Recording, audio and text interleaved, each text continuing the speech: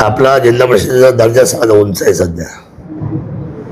रेकॉर्डली बघा, पुणे जिल्ह्यामध्ये सगळ्यात उंच दर्जा असं एकही नोंद जुन्नर तालुक्यात दर्जा अतिशय उंच आहे.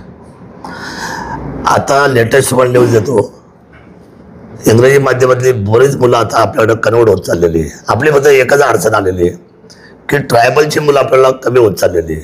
ट्रायबलमध्ये जो जिल्हा परिषदेचा जो पट आहे तो आता घसरत चाललेला आहे. परंतु कारण ते सगळे लोक राहायला जुन्नरला आले, ज्यांना मुलं बाळ झाली ते सगळे अधिकारी ते सगळे खाली आले. फक्त आईवडील आता म्हातारे वरती राहिले. तिथं मात्र विसंगती आहे मोठ्या प्रमाणात, ते आम्ही आता चेक केलेली आहे. पण खाली तुम्ही आता आळेफाट्याच्या शाळेवर जा, तुम्ही कुठल्याही शाळेवर जा, बसायला जागा नाही. तुम्ही ओतूरला जा, एक व्हिजिट आपण सर्वांनी आपण जॉईन करू. तुम्हाला मी सांगतो, एवढा उत्तम दर्जा, एवढं उत्तम शिक्षण, आणि आपली मुलं आता तुम्ही आता रिझल्ट घ्या या जिल्हा परिषद शाळेच्या मुलांचा आणि इंग्लिश माध्यम खाजगी शाळांचा, त्याच्यावर तुम्हाला दोन्हींचा फरक पाहायला मिळेल. आपला दर्जा चांगला आहे. मुलांची संख्या आधी काय होती, प्रत्येक व्यक्तीला 2-2, 3-3 मुलं व्हायची. आता एका मुलावर प्रत्येक जण आले. पटसंख्या घटत चालली, त्यामुळे शिक्षकांना सुद्धा त्यांच्या संख्येनुसार खाली यावं लागलेलं आहे.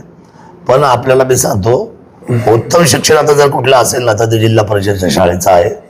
तुम्ही आपण एकतर जॉईंटली आपण त्या ठिकाणी आपण व्हिजिट करू आणि आपल्याला पाहायला मिळेल की आपला दर्जा काय आहे. पुणे जिल्ह्याच्या ज्यावेळेला आम्ही आता रॅम्पवर काम करतो, आत्ताच 3 दिवसापूर्वी आमची बैठक झाली फक्त शिक्षणावर.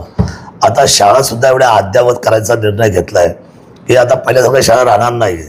याचा क्लासवर शाळा जिल्हा परिषदेच्या करायचं, कारण जिल्हा परिषदेचं शिक्षण खूप चांगलं आहे हे मान्य केलं शिक्षण खात्याने आणि सर्वच लोकांनी. आता दर्जेदार शाळा, त्यांचे टॉयलेट बाथरूम, CCTV हे सगळं अद्ययावत करायचं कामाचं फार मोठं टेंडर आता कालच्याच 3 दिवसापूर्वीच्या बैठकीमध्ये DPDCने काढलेला आहे. त्यामुळे आपण जर आम्हाला खरं तर ठीक आहे, शिक्षणाच्या बाबतीत तुम्ही अतिशय महत्त्वाच्या मुद्द्यावर आम्हाला त्याशी लक्ष घालण्यासाठी आम्हाला त्याच्यावर तुम्ही सांगितलं आहे. पण शिक्षणाच्या बाबतीमध्ये आम्ही बिलकुल सुद्धा आगाई करणार नाही. तुम्ही ज्या ज्या सूचना कराल सर, तुमच्या सगळ्या सूचनेचा आदर करू आपण. मुलांचं, कारण मुलंच हे आपले भविष्य आहे, आपण चांगलं काम करूया.